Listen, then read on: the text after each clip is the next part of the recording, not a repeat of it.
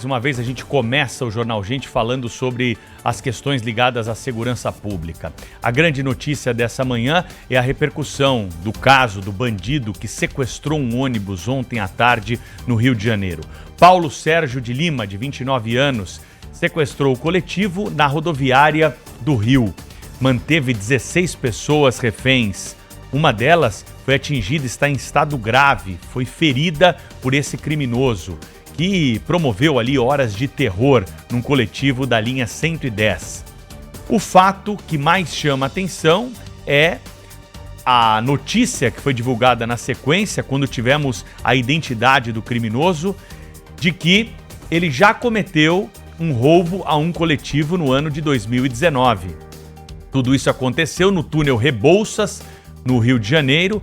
Ele, junto com um comparsa, assaltaram passageiros de um ônibus. Não contentes apenas com essa empreitada criminosa, desceram do coletivo e no ponto de ônibus ali próximo, assaltaram mais 4 pessoas que estavam aguardando outro coletivo.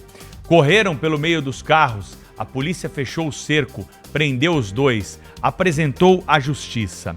No mesmo ano de 2019, em setembro, veja só como tudo correu rápido nesse caso. Ele foi condenado por esse crime, ele ficou preso e foi condenado pelos roubos cometidos. A pena fixada pela justiça, 8 anos em regime fechado. Porém, com os benefícios que temos na legislação brasileira, em outubro de 2020, ou seja, um ano depois do crime, ele foi colocado no regime semiaberto. Do regime semiaberto, rapidamente em 2 anos, ele pulou para uma prisão domiciliar com tornozeleira eletrônica. Isso aconteceu em março de 2022. Vamos só repetir aqui. Abril de 2019, para não perder a conta, ele comete o crime.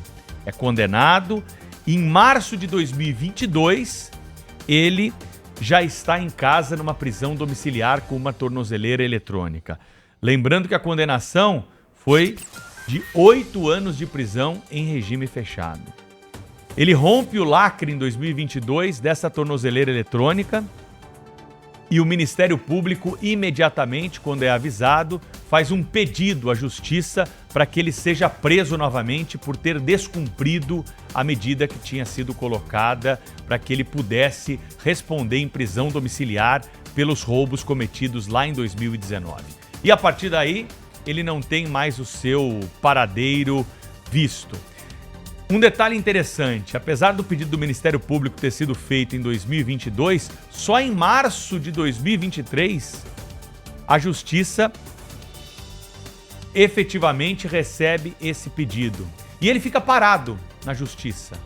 Até agora, quando se chega a ele novamente, por um crime grave cometido, o sequestro desse ônibus, deixando pessoas feridas. As imagens do ônibus, olha, é melhor nem lembrar aqui o que aconteceu, porque todo mundo já acompanhou ontem e elas são chocantes. Criança chorando, uma coisa terrível, terrível, terrível aquilo que os passageiros viveram no período em que estiveram em poder desse bandido criminoso, que se nós tivéssemos apenas cumprido a nossa legislação, ou seja, aquilo que foi imputado a ele, sem necessidade de mudar uma vírgula na legislação brasileira, esse episódio de ontem não teria acontecido. Porque ele foi condenado a uma pena de 8 anos de prisão. Se ele não tivesse progredido de regime em pouco tempo, como aconteceu, ele estaria preso. E ontem esse coletivo teria chegado ao seu destino sem maiores problemas. Nós não teríamos esse pânico que foi instaurado por conta desse criminoso, que é um reincidente da nossa justiça. E ainda tem gente que tem a pachorra de dizer que o Brasil prende pouco. Tem a gente que defende o desencarceramento em massa, que nós prendemos muito, prendemos mal. Aqui no Brasil tem um monte de coitadinho dentro da cadeia.